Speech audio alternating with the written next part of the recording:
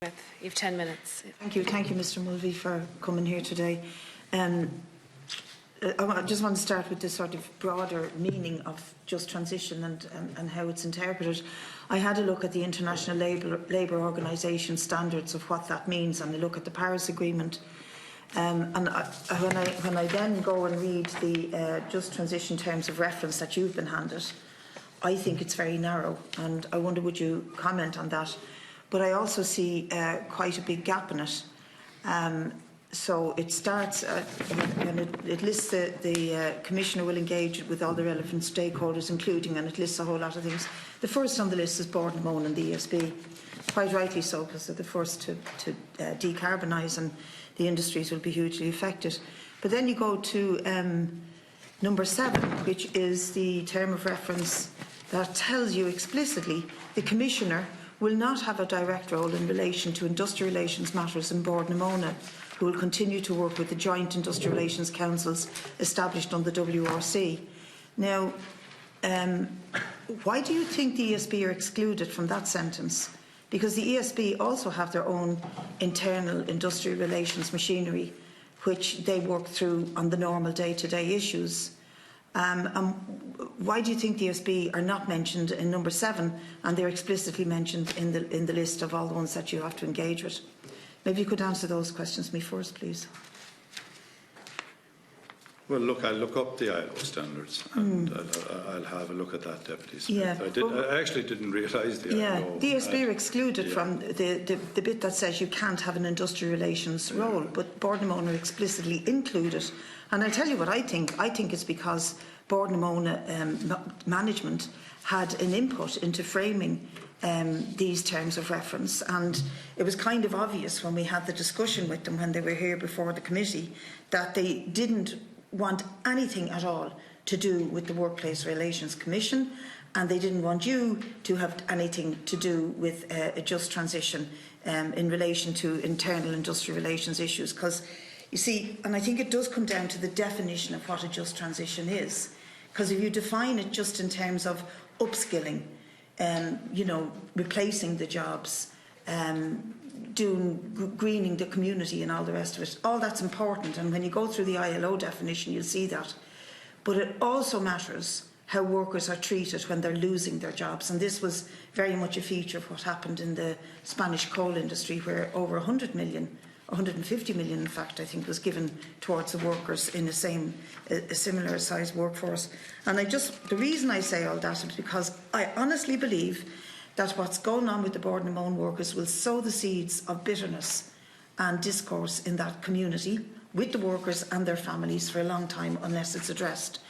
In an email I got from a relatively young employee of Bord-na-Móna, he says, "I had to look hard at my options for the last 12 months and decided there was a real opportunity to be part of the change that the company and the country need."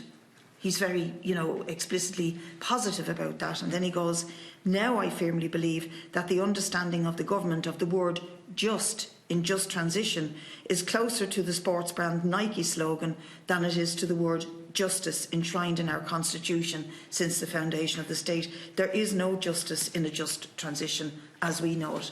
And that is the direct experience. And this isn't one of the workers that we described earlier on who has 10 years left and might want to work out. This is a relatively young worker who's starting out, whose opportunities may be enhanced because of his age, and he's already, as you can see from the tone of it, embittered by the attitude to just transition.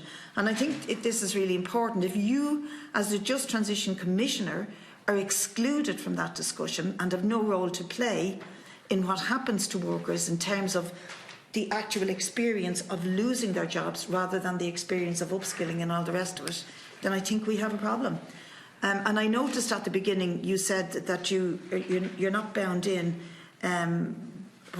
You're not bound in by terms of reference. You believe that they could be broadened out and the walls should be should be widened, or there should be a wider way of looking at it. And I would hope that you could play a role in that, because it was very, very clear, it couldn't have been clearer, that the Bord-na-Móna management were quite hostile to the idea of going to the WRC, and it was equally clear from the ICTU that there was no other way around dealing with things like redundancies, pensions, etc. So I hope I made myself clear on that one. I hope you might speak to it. The other issue that I think is important to raise from the workers' point of view are the pensions.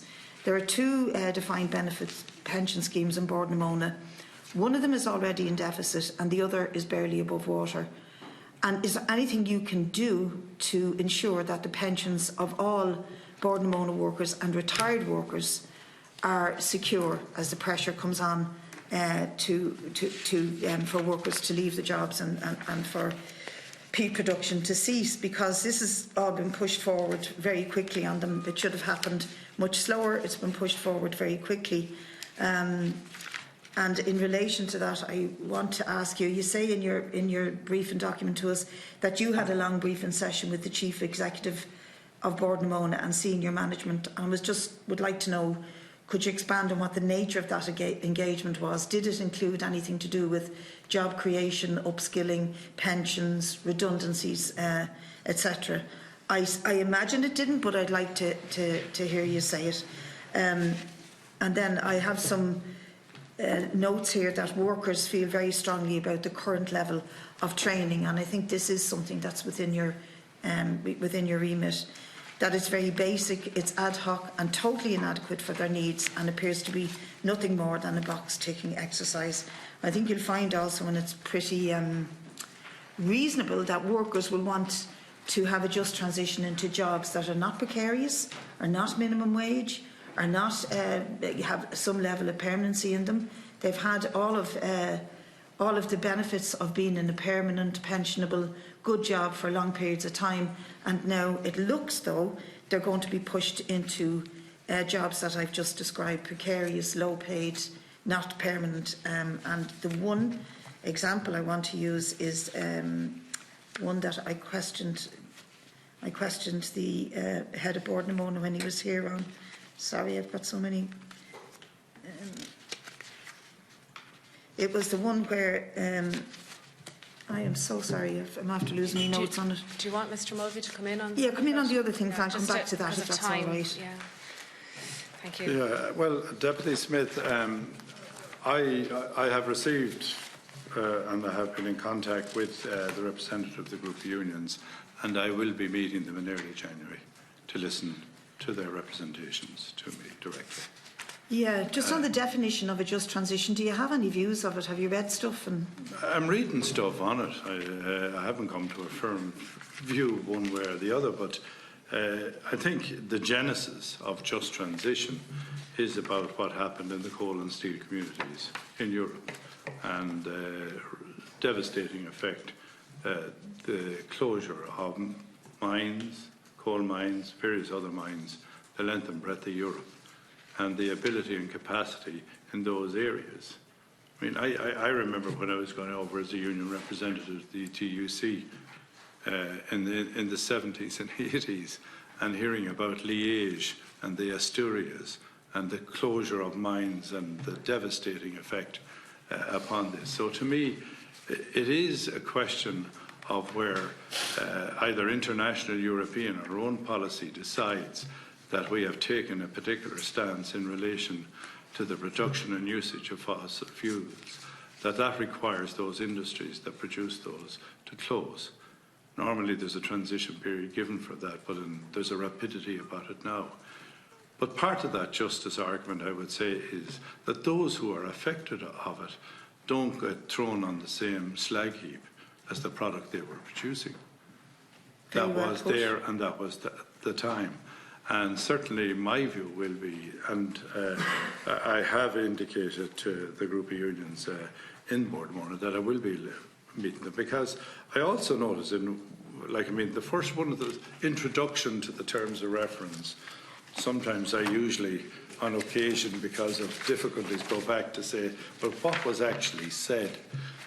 It said, you know, focusing initially on communities and workers affected by the ending of peat harvesting. I take that in a broad sense. How are they affected? What are their immediate concerns? What is their livelihood, or what is their livelihood going to be? And what alternatives they exist for them?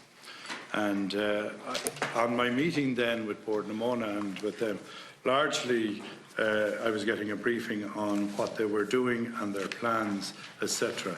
I didn't get into the industrial relations because I didn't think it would be productive at that stage. But that doesn't preclude me from getting into it at a future stage. Okay, that's good to hear, and I think you described it very well. The reference I was looking for was the Bord Namona workers in Mount Dillon. When I had an exchange here with the CEO of Bord Namona, he stated that the only people made redundant at Mount Dillon were seasonal workers. In actual fact, there were 75 seasonal workers let go, but also 75 permanent employees put on 7 days' notice, and it was only revoked when there was a large demonstration and trade union intervention. And the very last question, Chairperson, if I may. Number 9 of your terms of reference says that this will be reviewed after 2 years to see if it fulfils the aim of a just transition in the Midlands. Do you believe that that timescale would be too late for the Bord Namona workers whose industry is shutting down much quicker? And could you argue for a review within a much shorter space of time, something more like 6 or 9 months? Yes, I would agree with you, Deputy Smith. To me, 2 years seems an awful long time away. I would be actively hoping to move after I've had sufficient briefing on the issues and engagement. I don't see this, I think I said it at the meeting, I don't see this as being 2 years. There's a rapidity about this that requires an earlier judgment or an earlier judgment call about supporting alternative arrangements around sustainability of employment, creation of employment, sustainability of communities, and looking at alternatives. Deputy Ryan, you've 10 minutes. Thank you very much, Mr.